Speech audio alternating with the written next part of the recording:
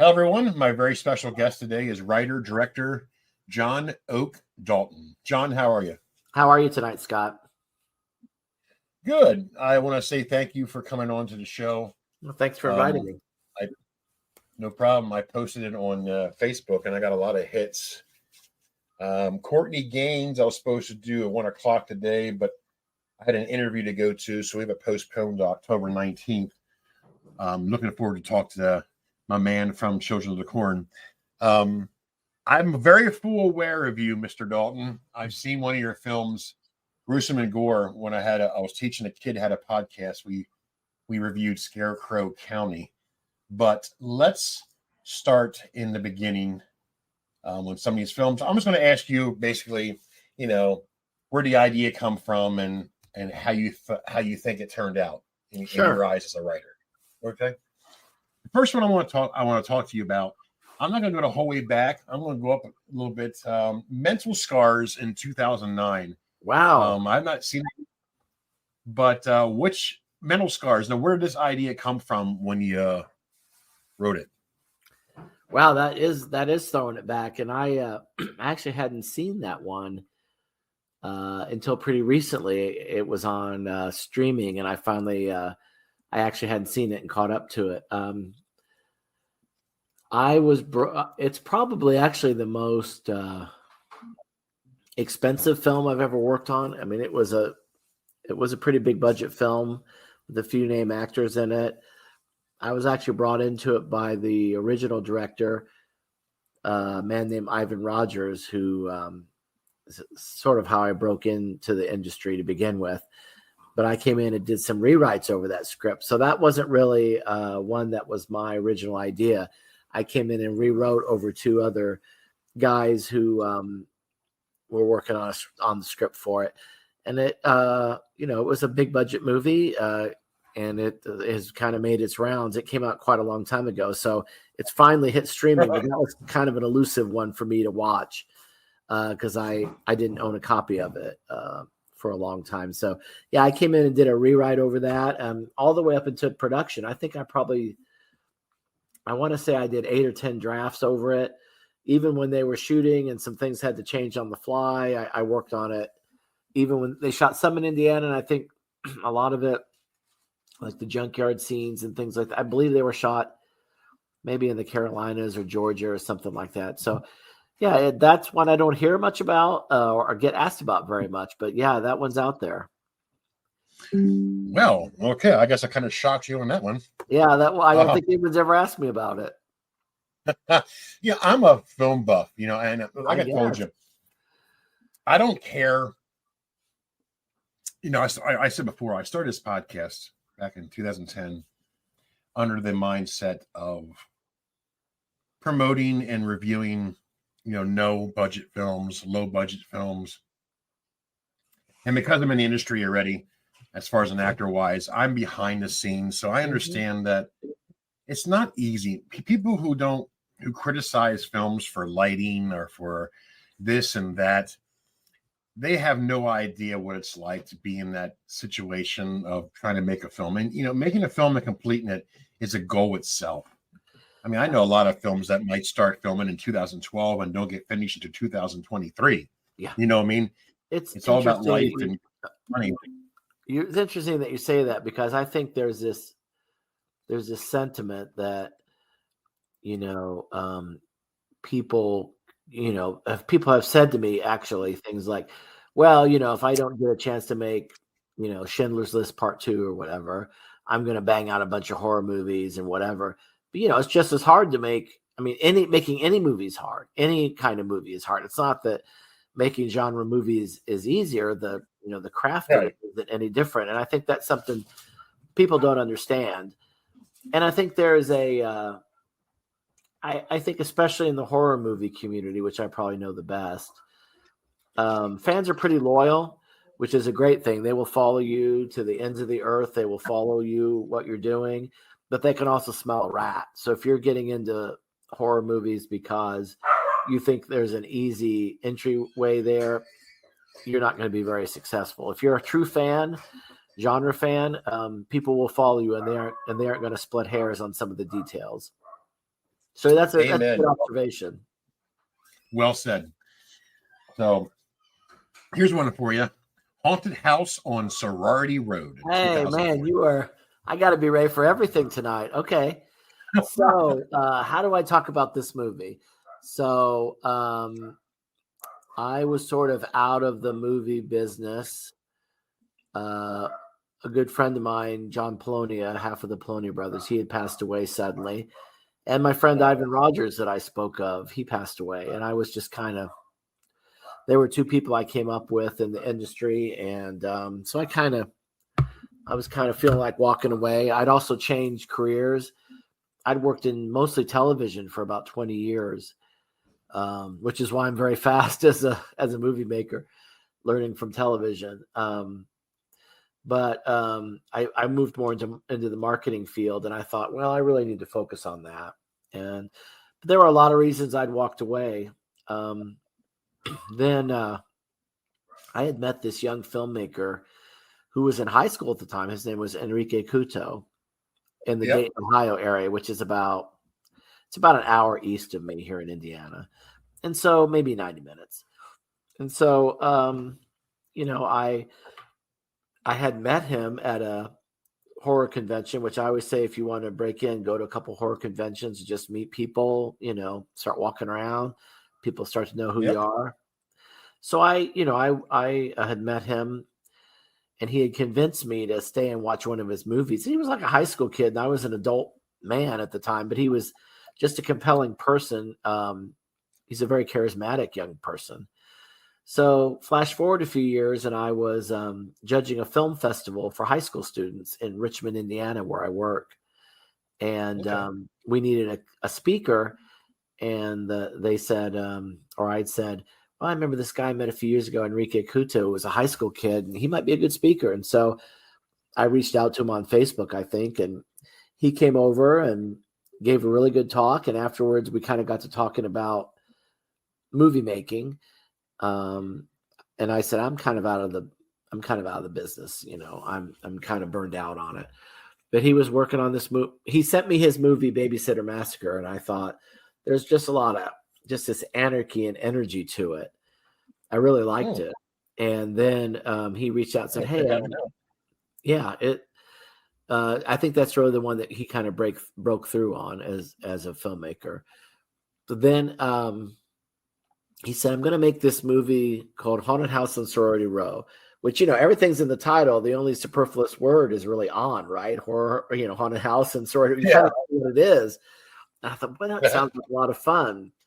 And he had a poster already too. And, a lot of times in the B movie world, sometimes there's a premise and a poster, before there's ever a movie. And, he talked to me about it, and I really thought hard about it. And so I was sitting home one night with my daughter and my wife and kind of talking about it. And my wife and daughter were listening. And then my daughter said, "Well, you're not going to do one of these movies with like a bunch of pillow fights and shower scenes." And I was like, well, actually, that's exactly what I was going to do. But then I was like, oh, no, I would never do anything. I would never do anything like that. No, it's going to be a feminist horror film. So that's why I ended up writing, because my daughter called me on my BS right at the jump. And, it's been reviewed very positively. And I'm really very proud of it, because I kind of came back into the industry with it, and it did pretty well. And I think it helped Enrique's career, and it definitely helped my career to come back and do that film. And that was probably, I think I kind of walked away in about 2009 is when all that happened. Yeah. This was probably 13, 14 that I came back to and did this film and one for Mark called Jurassic Prey. Those were the two movies that kind of brought me back into the business, and then I've been going again. So that's a fond memory. That's one of my favorites that I wrote for somebody. I think that movie turned out really good. Well, that's awesome, because the next one's the same year, and it's the Scare Waves in 2014. Yeah, I ended up knocking out about 5 projects probably in a row with Enrique. Scare Waves was an anthology that he was working on, and I have a segment in that along with 2 other writers.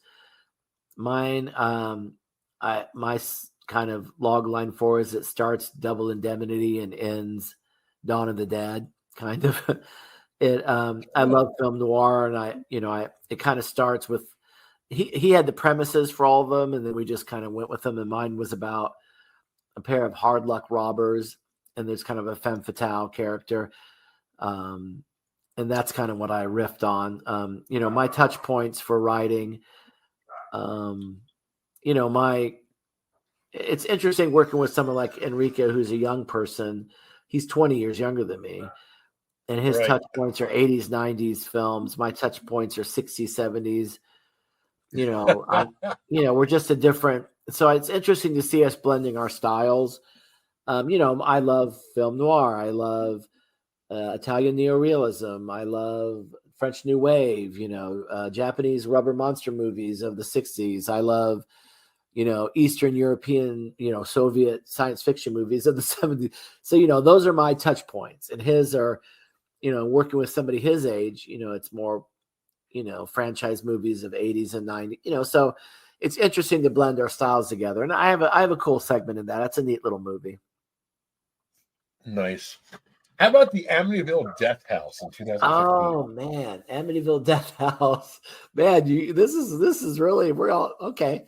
So Amityville Death House. Well, I'm now 6 degrees from Eric Roberts, right? Because he has a voiceover in it. So everybody that has something to do with Eric Roberts. So that one, the producer on that's Fred Olin Ray, who's very, very, very prolific. Let me say this. I'm kind of to the point in my life where if I've probably sold, I'm not exactly sure, maybe about 60 screenplays. And about a third of those, 20 some, have been turned into movies, and the rest have died on the vine the way projects do, So if I do something now, there kind of has to be a reason for me to do it, like something I'm interested in or some challenge, not just to write for people, because I've already done that. So I think the big draw for that was Fred Olin Ray was the producer. He's incredibly prolific. He's an incredibly prolific producer. And I wanted to kind of tangentially work with him. I never communicated with him directly, but tangentially, I got to be involved in one of his films as a producer. It was directed by Mark Polonia, but Fred Olin Ray produced it. And, I was involved in some of the email exchanges, even though, like, for rewrites, he didn't write to me directly. He would write to Mark, and then Mark would send his very uncensored remarks right to me. He did not pull any punches. But Fred Olin Ray is of the old school, where this is just how he is. So that was a fun one. It actually turned out, I think, pretty good because there was some money behind it. And, Fred, I know, put a little work in on the post to sort of spruce it up. So it turned out well. Not all of my script is there. That was an occasion where kind of in the post, they wrote some narration that was Eric Roberts doing the narration. And I think to sort of tie some of the pieces together, I write, to be fair to Fred and to Mark, I'm a pretty esoteric Baroque, Baroque Baroque writer. And I think they wanted it to be a little simpler. So there is some narration that ties it together that isn't attached to me, but yeah, I'm proud of that one. It turned out really well. Cool. Now we're going back to Henrique, Alone in the Ghost House in 2015. Okay. This is a movie I did that was a found footage. So it was really different for me. I wrote about a 30-page, probably like a 30-page treatment with some scenes kind of written. It was almost like a short story. It wasn't really a script. And it was shot super loose, where there was a lot of improv. It turned out pretty cool, I think. Found footage, I think there's still an audience for it if it's done well, and I think this one turned out pretty well. We went round and round about the ending, and I think they just sort of improv a slightly different ending than what I put in there. But it was the first movie that I had really seen Iabu Windermere in, who stars in my new movie, Smart House. So I thought she really steals the show in that, as does Aaron Ryan, who plays a kind of like a TV fortune teller that's trying to, that's part of the found footage part. and she started my Girl in the Crawlspace movie. So I consider that one the one where also Joni Durian is in that, who's in my first movie, and John Hambrick, who's in my movies.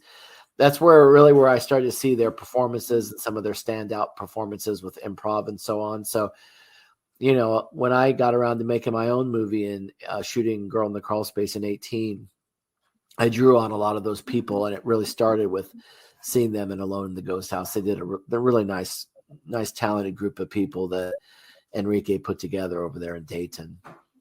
That's awesome. Now, the next one you mentioned earlier, Jurassic Prey. Okay, so Jurassic Prey. So Mark Polonia and I, we have a lot in common, actually. We both work at small colleges. We both have background in television, about the same age. Both have kids, grandkids, the whole thing. Mark is the first person that ever really turned one of my scripts into movies. I had sold scripts before Mark, but they had not been made. Mark is the first person that turned a script I wrote, which was called Among Us, a Bigfoot movie, into a real movie. And so he and I are always, I'm always going to be up for whatever he wants to do, because he gave me my first real break. So again, the same time period that I was working on Haunted House and Sorority Row, Mark had reached out, and I was kind of, he had kind of soldiered on after his brother passed away, and he made some films, and he was still wanting them. I've probably written that have come out 8 or 10 for him, and probably another 8 or 10 that haven't gotten made. And that was one where he said, "Hey, I just want to do this 50s rubber monster thing, kind of like Beast from Haunted Cave, or 1,000 Fathoms or something. Want to do something like that, kind of a mix of noir and and monster movie. I'm going to use a rubber stop animated monster and some puppets." I was like, that sounds perfect. So I had a lot of fun writing that. It's actually one of my favorite scripts. Some of it looks cheaper, the way it turned out. I actually think it's fun. I think a lot of people didn't get the joke. You know what I mean? It was supposed to be fun. It was like a 50s monster movie. It has stop animation in it. It came out in the late 2000s, but and I think people didn't really understand, what we were trying to do. But I'm proud of it. I'm proud of the script, and if I was to rank my top couple movies that I wrote for other people, not the ones I directed, but the ones I wrote for other people, I would rank that one of my favorite ones. Well, the problem with people, reviewers, people, they don't understand the independent circuit to begin with. So they also don't understand either that if you ain't got much of a budget on a film, you can't make it serious, because if you do, it's going to look stupid. So you got to make it funny. Yeah, look, I think all my scripts are really funny. I don't think other people think that. I think they're funny. I don't think I've really made too many serious movies. I think most of my movies are funny, but I love goofy films. I do. It's a film that you can put on a Friday night, lights off, drinking some beer, and just laugh your ass off. I'm not I think the other thing that people don't understand is, by and large, at least the people I've worked with, you're not trying to make something bad. You are trying to make something fun, maybe, but not intentionally. Nobody wants to say, I've never been on a set where actors are not trying, they don't want to be called ugly. People have said movies I've worked on were ugly or they can't act, or they were phoning things. People don't phone it. I think anybody that works in our part of the industry, B movies or even lower than B movies, you're always thinking X will lead to Y will lead to Z, right? If I do this, and maybe I'll get a break in that, and then this will turn into their net. So I don't care who you are. At least the movies I've been involved with, writing or helping as a PA or directing my own movies, people don't want it to be bad. Sometimes they turn out bad.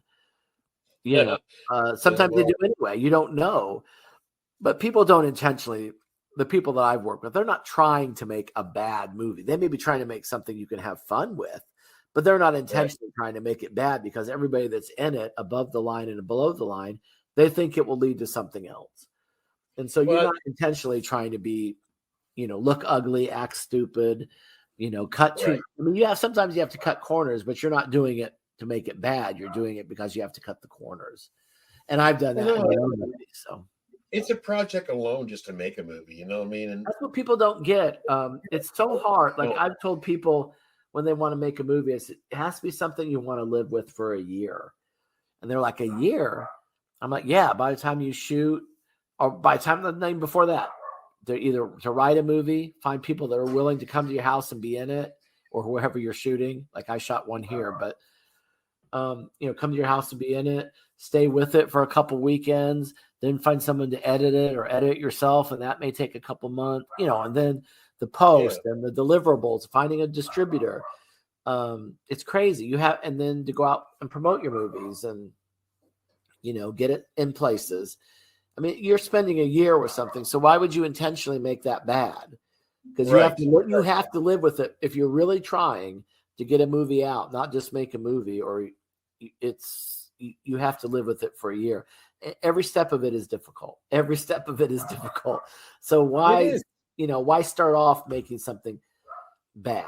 You can make something fun, but people aren't trying to make bad movies. People may think they're bad, and it's a scary thing, because I realize there's an old story. A friend of mine who hosted a old time movie show in Muncie, Indiana, where I grew up.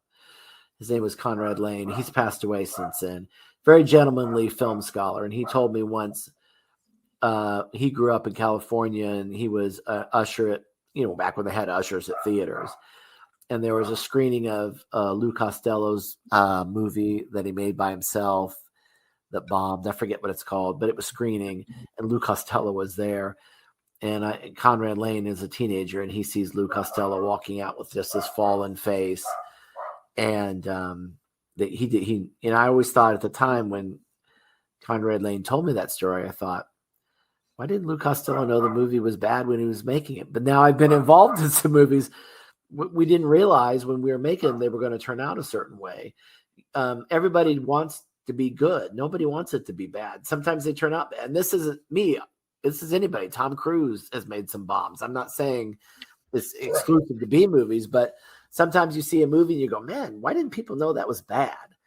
Because sometimes you don't know until it's over. Until you see it, you don't know, because there's so many people that are going to put their thoughts in along the way. An editor, a color grader, sound mix, music score. I mean, all these things that you aren't, you may not be a part of. So it's interesting. Yeah, because I know back when I first got started on reviews in 2010, back then, it's not so much now anymore, but when the independent films started taking off, where, I know a lot of films that were really, really, really, really bad, but because the reviewer is friends with the filmmaker, they would say how great it is, when in reality it stunk. Well, I think sometimes people that are doing reviews, they also want to work in film. I mean, that was me, way back. I worked on a site called Micro Cinema Scene, and we reviewed films. And part of it is that you want to be around the world of it. And so sometimes people start that way. Another thing that I've done that others have done is screen movies for festivals or be a festival judge, so that there's, I think sometimes that's the impetus for people. Now, for me, if somebody gives me like a bad review, like they don't like my movie that I made, if it's something smart that they say, I put thank you, because it's like, at least somebody gave this an intellectual chance. If they didn't like it, that's fine. But somebody puts, your movie sucks balls, you suck, everybody in this is stupid. That's not constructive. If someone says, well, this is why I didn't like it, and it's written out in paragraph form with capitalization and punctuation, and I'm like, okay, I appreciate you, because somebody may read that and say, well, I can see why this guy didn't like it, but maybe I would. And so it doesn't bother me. Sometimes, especially Letterboxd, you can sometimes get some really intellectual reviews for some reason, more than IMDb or Amazon. You can get some intellectual reviews, and some of them, they don't like you. But if they'll write something intelligent, or if they can talk intelligently, then it doesn't bother me. But I think, to your point, though, I think reason why so many people get softballs pitched to them is because those people also want to break into the industry. And I was one of those people, So I understand I understand the motivation for giving soft reviews, but I also think most people appreciate if it's at least constructive. If you start off Right. the stupidest thing I've ever seen, it's not the stupidest thing. I mean, to be honest, I always say this. I mean, if you watch any of the Fast and the Furious movies or Transformer movies, G.I. Joe movies, even most Marvel movies, I mean, they're actually stupid. I mean, the only difference between my kind of stupid and theirs is multi-millions of dollars, really. But the actual scripts aren't that intelligent. They're not intelligent scripts. Right. And neither it's more acceptable. It's just acceptable. You have better looking actors, smarter people, more money. Of course, but people think automatically that B movies are stupid, and they're not stupid. They're just cheaper. It's not even that. They think they're being made in people's backyards. Yeah. Because people don't understand it, That's the way it is. But I think that I think the big thing is what you were talking about 15 years ago. The entry points to things looking better is really getting I mean, when I worked in television, like back in the 90s, especially, I mean, we had the keys to the kingdom. There was no entry points. But there are now, especially with streaming, and the, shooting with iPhones, and, the technology is getting so much better. The Poloni brothers, I don't think enough has been made of the fact. It's funny to talk about, but not enough seriousness has been brought to the fore about the fact that they shot a movie on Super VHS and sold it to Blockbuster. Not that the movie was great. It was shot on Super VHS and they sold it to Blockbuster. Mm-hmm. That's the story. Not that the movie had sock puppets in it, It's that they shot on Super VHS. So, if you're shooting with cameras now that aren't that different than what anyone else can shoot with. So I think the entry point is a lot easier than it was back when, like what you're talking about. But yeah. All right. What other gems you got hidden away in there? I'm getting asked about movies I never get asked about. I'm going to go up to 2018, The Girl in the Crawlspace, the film that you directed. So I've been wanting to direct for a long time. I worked in television forever, and probably around this time was really my second instance. Probably this is 16, 17 of maybe not being offered things I wanted to write, not being able to, not being asked to do very much, and I was a pretty established screenwriter, but I wasn't getting a lot of asks. So I really wanted to break into directing. I had wanted to for a long time. So I wrote a script just for myself that I knew I could shoot at my own house, maybe use some friends. And then I would go to conventions like a lot of people do and sell my movie on a card table, at a convention. And, I was telling this to my friend Enrique Couto, who I had written 5 or 6 movies for it. And he was like, you know what, I'll give you 5 days. And that's a lot. That was a big thing that he did, because he gave me 5 days of his time with his gear. And that's how it started. He goes, I'll give you 5 days to make this movie, and, and we'll partner up on it. So I had to put my money where my mouth was at that point. And as you can see, if you've seen it, I used a lot of people that I'd met through movies. And then behind the scenes, I used students from the college I work at. I used some friends. But I shot pretty much 80% of that movie was shot in this house that I'm sitting in tonight. And and my goal, and then 20% was different places, very small cast and crew. And my real goal was to sell it from a card table. And, maybe I wrote something exactly for myself, not what anyone else wanted me to do, not an Amityville movie or a Bigfoot movie or anything. It was my own. And I thought nobody's going to like this very much. This is all about my own interests and things. But no one was more surprised than anyone. I was shocked that ITN distribution picked it up, and it was all of a sudden it was in Walmart, Family Video, back when there was Family Video. It was all over the place. It was a very big shock to me. But it was probably the interesting thing that happened is I knew it was coming out in February, the date in February, and movies drop on a Tuesday, back when we had video stores. Yeah. And I was in Chicago for work, but I knew that it was coming, and I was driving back it's about 5 hours from my house to Chicago. And I knew that it was dropping in Family Video the next day on Tuesday. So I looked on a map because you could find a Family Video store near you. So I looked at the map, and I found probably 8 or 10 stores in Indiana that were kind of on my way home. Maybe a dozen, maybe not quite that, 8 or 10. So that Monday, I drove from Chicago all the way over to my home, and I stopped at 8, 10, 11 places and just went in and said, "Hey, I'm John Dalton. I'm an Indiana filmmaker. My movie's dropping tomorrow. I hope you guys stock it." I think almost universally everybody had it. And then it was kind of, it surprised me. People wanted to take a picture with me in the store, and it was a really, really memorable thing. And that was, if you're doing your math correctly, you'll realize that was only a few weeks before the coming of the apocalypse.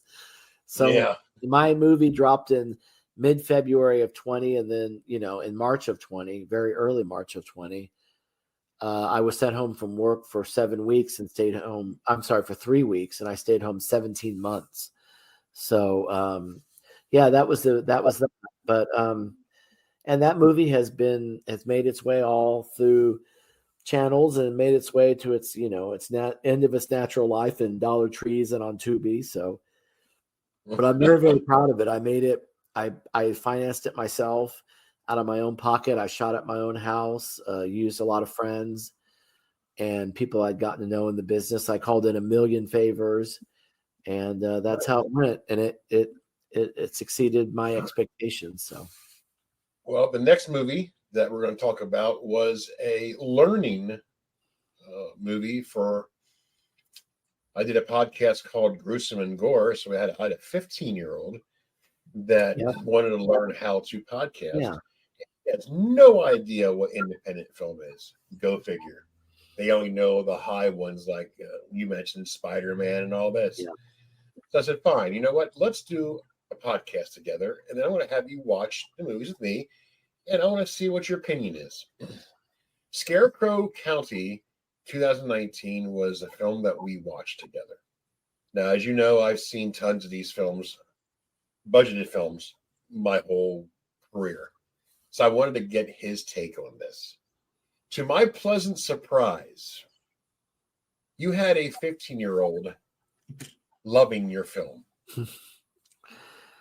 Yeah, that's a nice surprise. And I was like, wow, he gets it. He's a smart kid. He gets it. He knows it's not no zillion budget. He knows it's low budget, but he enjoyed it. So as you know, I released that review. It's actually on my YouTube channel right now. Mm-hmm. You can search it there if you want to listen to it again. But he loved it, and that really got him hooked into independent film. So, John Oak Dalton, thank you. You got to a 15-year-old that I was surprised that I didn't think he would take to it, but he really enjoyed it. Well, that's awesome. I am. What happened with that is the day that we sent all the deliverables in. I think it was the day we recorded. The Enrique Couto and I recorded the commentary track for Girl in the Crawlspace. I think the funny thing is about at least the B movie industries, people are saying, well, what are you working on? What's next? What do you have next? Well, when we sent all that stuff, we didn't have anything next, but ITN had basically, well, what do you guys have next? Or what else are you working on? We weren't working on anything else. I was trying to make one movie to prove that I could make a movie. I wasn't planning on making more films at that time. I just wanted to make one movie because nobody was really wanting me to write any movies for them. So I wrote a movie for myself and made it. But so the day that we sent in all the deliverables, it was the day we recorded the commentary track for Girl in the Crawlspace.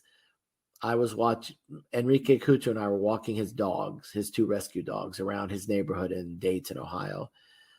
And he had told me, and Scott, I have a feeling you probably know about this old TV movie called Dark Night of the Scarecrow. Remember that old TV movie. Well, I live Enrique lives in Dayton, Ohio, a city. He lives in a city area. I live in a rural area, and I own several acres out in the country, and there's farm fields all around me. And I remember Enrique had said to me, "Boy, this reminds me of Dark Night of the Scarecrow. You know, there's cornfields all around me and everything." Matter of fact, they're out there taking down soybeans right now while we're talking tonight. Yeah, there's a brown fog hanging over my whole house, actually. So we were walking his dogs, and we started talking about Dark Night of the Scarecrow again. I said, you know, after you told me that, I went out and got the movie. I bought it, I think, off of Amazon and watching them, because I remember when it came on when I was like a kid, I think in the 70s. Maybe it's from the 80s. Yep. I remember seeing it. So I watched it again, and I said, you know, if I was to do this movie today, I wouldn't make it a mentally disabled person. I'd make it a kid that was bullied for being gay, because that was a big, you know, that was more of a real issue, at least where I grew up. Yes. And that was more of an issue than, and, you know, and the movie kind of plays with the idea of how it's much more acceptable today, that, you know, and all that. So it kind of and we just started talking about it and just kind of spitballing. Well, if you did that, what if this happened? And what if one of the characters has been closeted this entire time? Well, I knew, you know, growing up, there were, you know, friends of mine that were closeted that are out now. And, you know, we just started talking openly about it. And that day in January of 19, I went home and started writing, and we shot that movie in March of 19. And then in October, we screened it at a Dusk to Dawn film festival in Iowa City. So that came about very, very quickly. And I think because it came about so quickly, I just kind of relied on everybody I used the first time, because we had basically just finished Crawlspace and went right into production on Scarecrow County, literally as soon as we finished the next day. And that's so, nice. And I kind of thought at the time, well, nobody's going to see these movies back to back. So, you know, it does, but I have found out since then, a lot of people watch them together.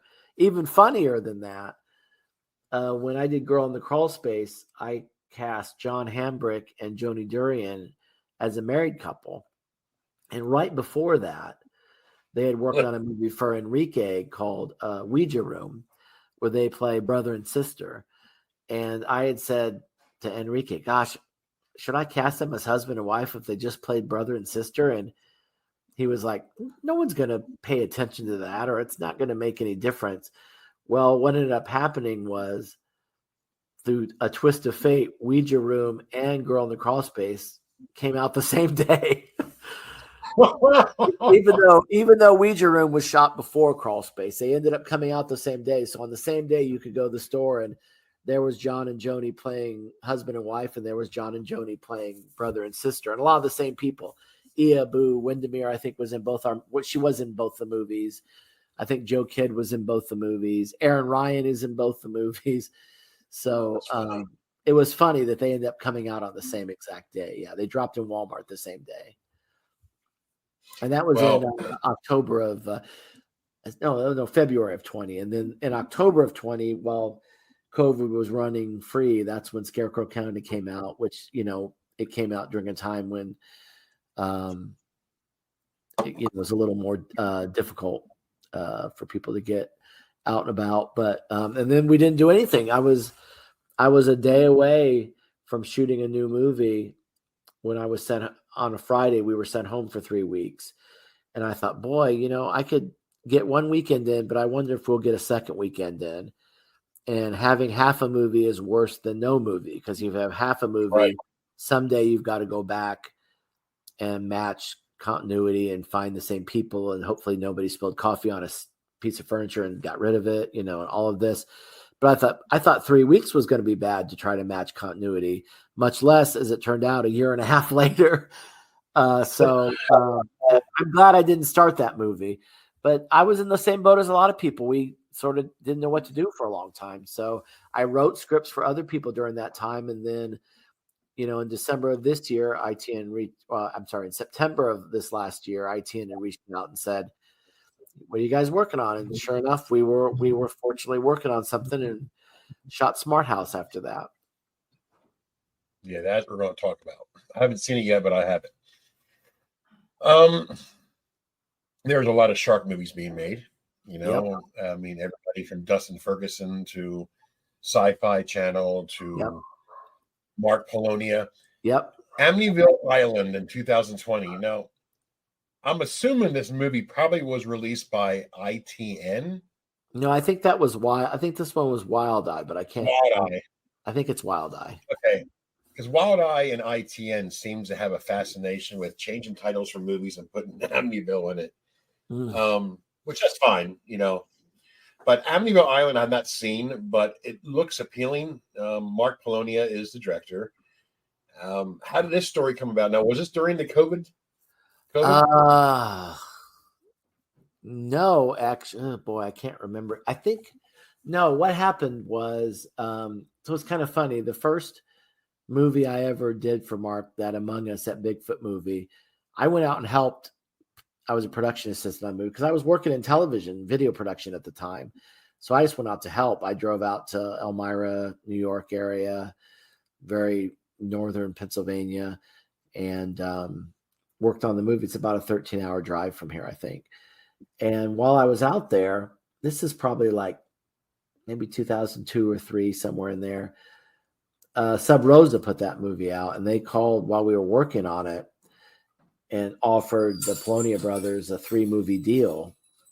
And I remember Mark turning to me and saying, "Do you want to write 3 more movies this year?" And I was like, "I can't write 3 movies in a year. I can't, that's too fast. I can't write that fast." This was very early on. And so, I agreed to rewrite over 2 of their movies scripts, because John Polonia had a whole box of handwritten scripts. He'd written out by hand.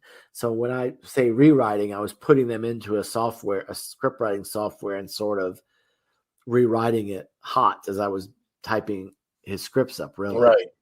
And those 3 movies, it's a perfect encapsulation of how the B movie industry works. Because the first one was Peter Rottentail, which was a rewrite.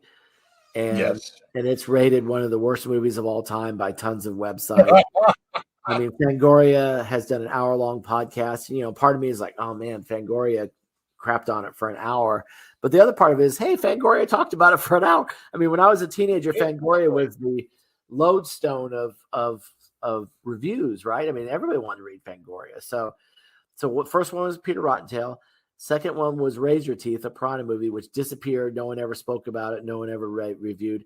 And then the third script never got made. So to me, that's a perfect encapsulation of the industry, right? One, everybody sees, but they think it stinks. One comes out, nobody knows about. Third one never gets made. That's a perfect encapsulation. So fast forward now, like 15 years. All right. So now it's 15 years later or so. And I am working on a movie with Mark, and I'm out there again. And it's called Real Monsters, which is more of a PG type, kid-friendly movie, which the script turned out really good. And I'm out there working on that. And he was offered another 3-movie deal. And the titles were already made. They were Amityville Island, one with Sharks versus Aliens, which became Shark Encounters of the Third Kind. And the third one was called Jurassic Exorcist. And he turned to me and was like, "Can you write these?" "Oh, yeah, of course I can." Years later. "Of course I can. When do you need these?" And he was like, "Oh, I need them in 6 weeks." And I'm like, 3 movies in 6 weeks? Yeah, I'll do that. So it was more like I wanted to challenge myself, because I never had written that fast. But I wrote all 3 of those movies back to back in 6 weeks. And I don't remember a lot of them. Jurassic Exorcist I believe was made but didn't come out. So they all 3 got made. Sharks versus Aliens, which was the one I had the most trouble with. Just I couldn't get my mind around it. That became Shark Encounters of the Third Kind. Amityville Island I had a lot of fun with, though. To your original question, Amityville Island, I had written a script for Mark a few years before, which was sort of, he really wanted to do a version of Zombie 2, kind of, the Italian film. So I'd written this movie called Dr. Zombie, which was a straight up Italian zombie movie, just an Italian zombie movie recast. So I had the script. The movie didn't get made. And I said to him, well, can I just reuse Dr. Zombie and fix it up a little bit to make Amityville Island? And oh yeah, we can do that. So that one was kind of easy because I did a rewrite over a script that I had, but I added 2 elements of 2 other films that I like. There's some stuff from Tomb of the Blind Dead, which I know Mark loves that movie, and also Lust Yeah. for Freedom, which is a movie I like. So it's really Zombie 2, Tomb of the Blind Dead, and Lust for Freedom in a blender. So I had a lot of fun writing because I put all kinds of outrageous things in it. I mean, there's women like boxing for their freedom, and there's, a Amityville creature that takes over like a bear, and then a shark, and then it's just nuts. I just had a lot of fun, but I wrote at like a hallucinatory pitch. Like I was writing at this crazy fever pitch. So it's very, I think it's very fun. Sharks versus Aliens, I think might be interesting for people that like Girl in the Crawl Space because a lot of my ideas I could see now were kind of forming, because after I wrote these 3, that's when I decided I would write my own movie, or maybe it was right around that. Because if you see Shark Encounters of the Third Kind now, you can kind of see, well, there's a therapist in it, and I used a therapist in Crawlspace. The sheriff in it likes Westerns, and I made one of the characters in Crawlspace like Westerns. And so I could sort of see that I was kind of very, like, for completists, I would say, only for completists, they should watch Shark Encounters of the Third Kind, because there's some things that I was germinating on now that I see that I put into Crawlspace. And then Jurassic Exorcist was my favorite of the 3 scripts, and it hasn't come out. Just like before, the 3rd script that didn't come out was called Demons on a Dead End Street, and I thought it was great, and it never got made. But I think Jurassic Exorcist got made. It just has not come out, and I don't know if it will. It's been several years, but I wouldn't be surprised if it pops up one day. About a possessed dinosaur and a priest. The usual kind of thing. So nice. Well, the next one I talked to you about earlier, I need to get it watched, is Noah's Shark. Okay. Well, how could I not want to write something called Noah's Shark? It's got elements of found footage in it. What I was really trying to do is riff a little bit on television and televangelism and found footage, and I think it's funny. I was hoping that a lot of Christians would get really mad, and then more people would want to watch it. And what really surprised me is that a bunch of Satanists didn't like it. And I thought that they would be my core audience, some Satanists. But the Satanists of Twitter were really kind of raking me over the proverbial coals. And I was like, come on, Satanists. I was kind of thinking you guys would be on my side for once. And they really But what's funny is like some Christians gave it like a serious review, which I did actually put real things but then other people that weren't really that up on Christianity, they were like, what's this Witch of Endor? Is that a Star Wars reference? No, there's a Witch of Endor in the Bible. Endor is not from Star Wars, So it's a complicated movie for me because I really did work hard on it. And the other thing I did is I think one of Mark's best movies that I wasn't involved in is called Amityville Exorcism. I think it's good. And my good friend, Jeff Kirkendall, who's a good friend of mine, plays Father Benna. So when I did, when I wrote the script, I just put him in it. I made Father Benna the character. And since then, Mark himself put him in Amityville in Space. You're welcome, Internet, that happened. But he used Father Benna again.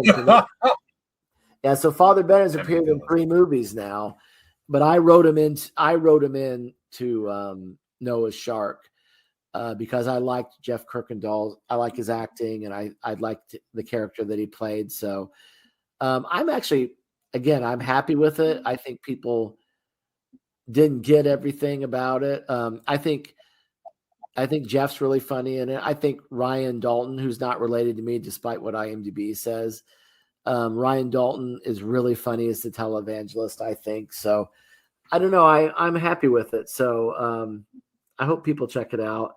But like I said, I thought there'd be more of a Christian uproar against it, and then more people would like it, and it didn't really happen the way I thought. But it's still out there if people want to get it.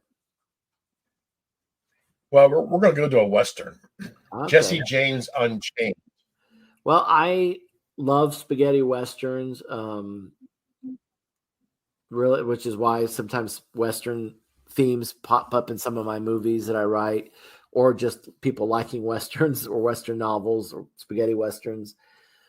I thought I was born too late to write one, but there's really a long tail in, you know what I mean by a long tail? Like there's a million people that want to see an X-Men movie, and then you start going down, and way out here are got, you know, as the curve goes down, there's a lot of people that want to see certain kind of movie. And then way out here, there's guys like me that's like, I'm going to watch every Western I can find that has Django in the title, you know, every Django movie I can find. I mean, that's called the long tail. It's this very shallow but intensely interested audience. And I think my entire career is in the long tail, you know, but there's a long tail for Western movies.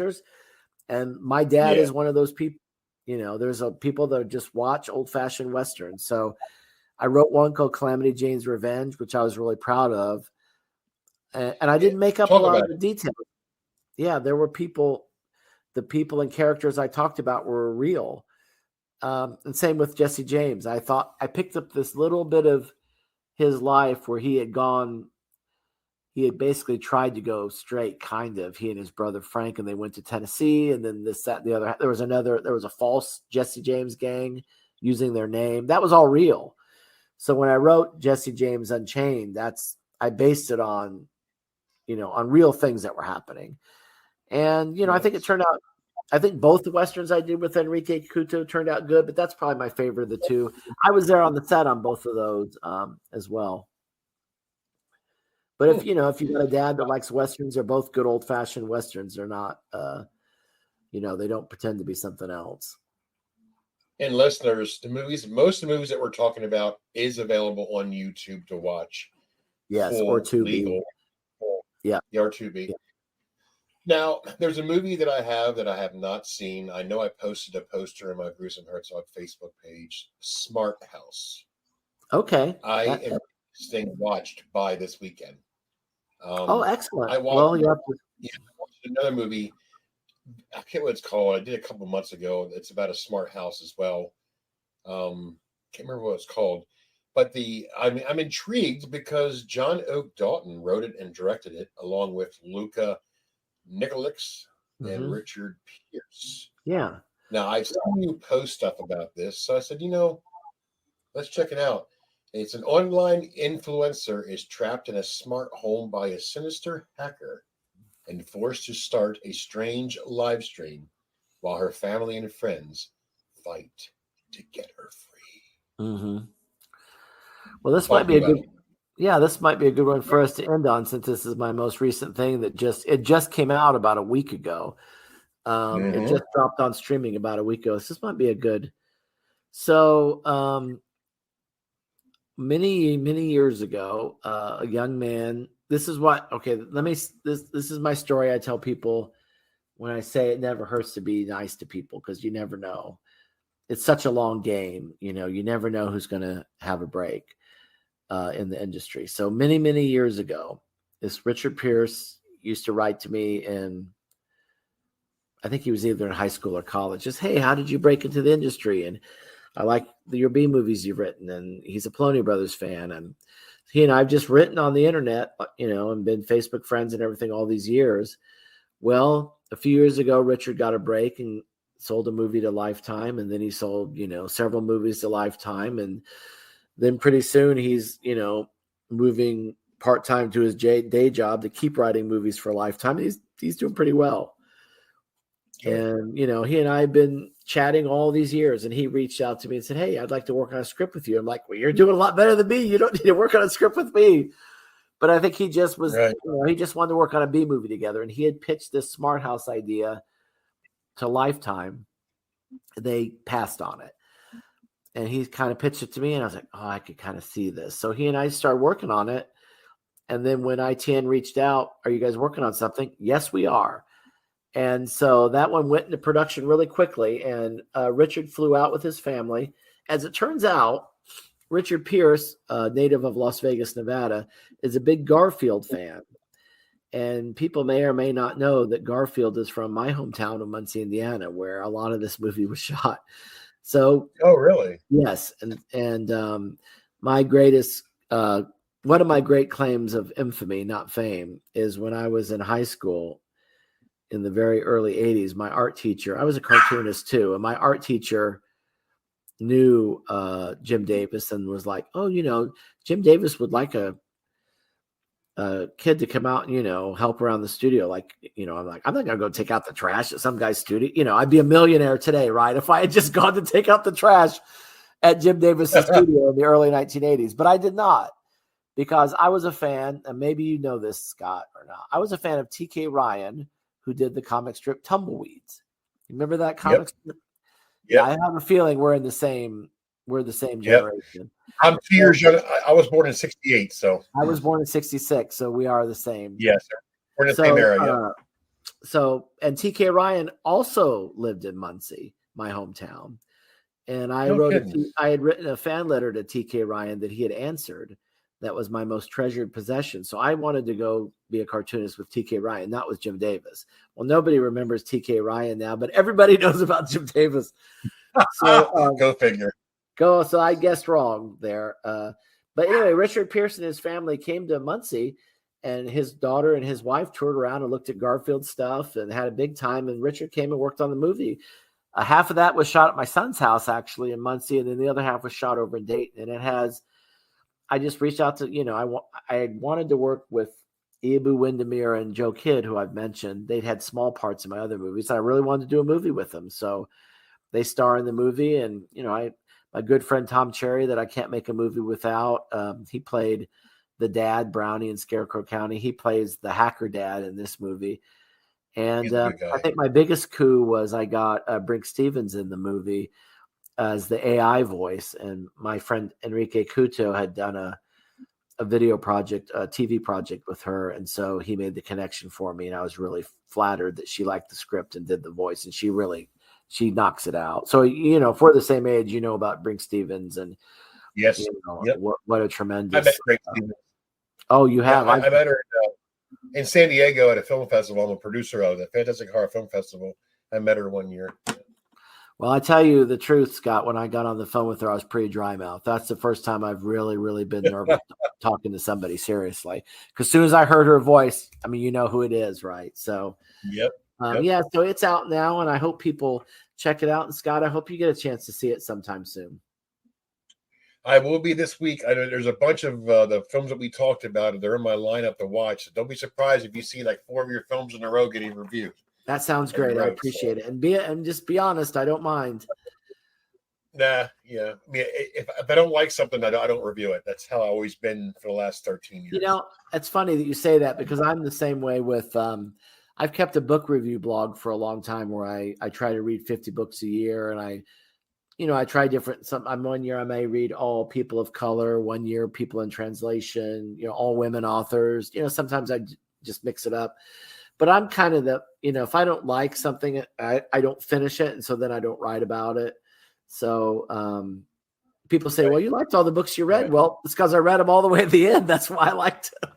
If I didn't like it, I would have put it down after 50 pages. So I understand the sentiment. Yeah, that was said to me one time. He goes, "It seems like you like every movie." I said, "You have no idea." Because if something I don't like, I don't review it. It's not my job as a reviewer, yes, to review people's movies, yes, but it's not my job to deter people away from a movie that I might not I don't like, that somebody else will like. Yeah. That's been my motto. I'm not trying to be Howard Stern of the horror review business. That's not who I am. If I like something, I review it. That's end of story. If I don't like it, I don't review it, because it's not my place. Yeah. We all have different tastes. Yeah, and I think sometimes, even if somebody says a bad review, somebody can watch it and say, "Well, that guy, it sounds like something I would actually like, so it doesn't bother me that much if people have a bad review, because somebody could watch that and say, well, that didn't seem fair. I think I would have liked that. So, gosh, Scott, I think you've mined deeper than anybody I've ever been on a podcast with. I've liked it. It's been awesome. I appreciate it so much. I hope you invite me back sometime. I sure will. We definitely will. John, thanks for coming on. I really appreciate your time. Thank you. It's great to talk to you. And I will let you know when this gets done. And you'll just look out for the movies that I'm going to review, and I'll post them on your page, and then we can go from there. Awesome. Thank you. You rock, John. Take care of yourself. We'll see you. Is Bye-bye. That it, Scott? Are you good? Yeah, that is it. Awesome. That went really well. I appreciate you so much. That was really fun. You're quite welcome. If anybody else wants to do any interviews in your area, tell them to get a hold of me, and I'll be more than glad to have them come on. Have you had Enrique on before? We're friends on Facebook, but put a winger out there for me and have him contact me, and we'll schedule a time. He'd be a good guy to have on. He's very chatty. Jeff Kirkendall loves to be interviewed. He's an interesting guy. I'm friends with him too. Oh yeah, I mean, those are a couple guys